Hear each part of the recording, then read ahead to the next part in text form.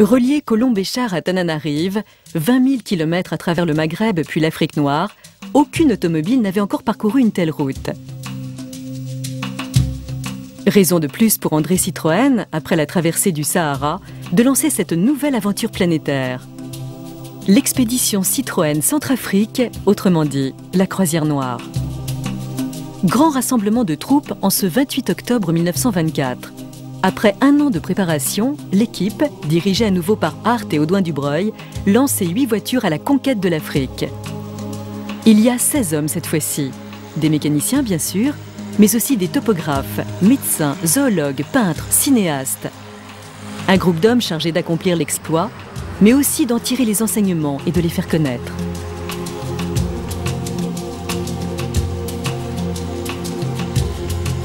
L'expédition va durer 235 jours.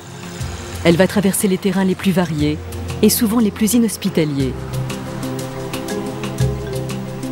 De sinistres découvertes donnent tout de suite la mesure du danger.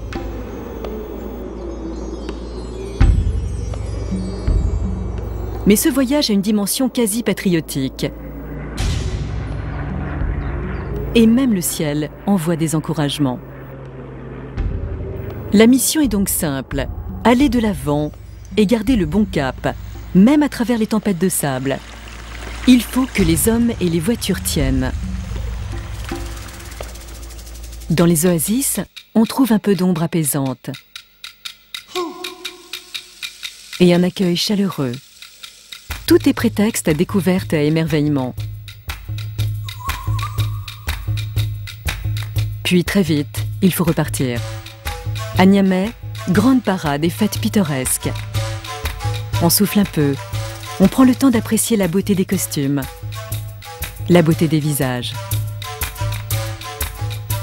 Après le désert, la savane. Après la savane, la forêt. Et toujours de nouveaux obstacles à franchir ou à contourner, des situations périlleuses à affronter.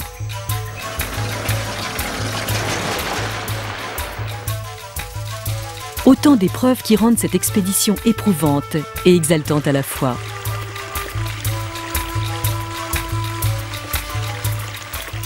Si le but de l'expédition est bien, au fond, de montrer la valeur des automobiles Citroën, elle est sans doute aussi pour chacun une aventure personnelle, un défi, une quête de soi. Mais la croisière noire poursuit aussi d'autres buts de valeur plus universelle. Elle recueillera une incroyable quantité d'informations et d'images. Autant de témoignages ethnographiques, géographiques et artistiques sur le monde qu'ils parcouraient dans leurs increvables voitures.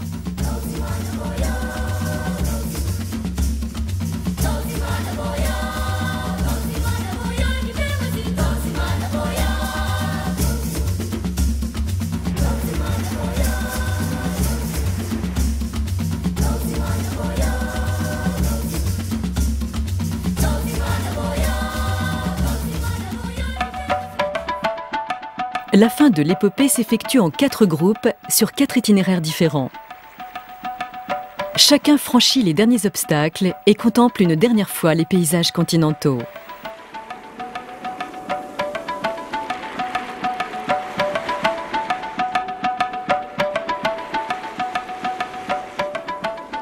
Tous se retrouvent le 26 juin dans la Grande Île, Madagascar, où l'accueil de Tananarive est à la mesure d'un événement qui a une fois de plus tenu le monde en haleine.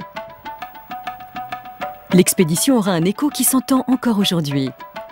L'image de la marque Citroën s'en trouvera une fois de plus singulièrement et à juste titre valorisée.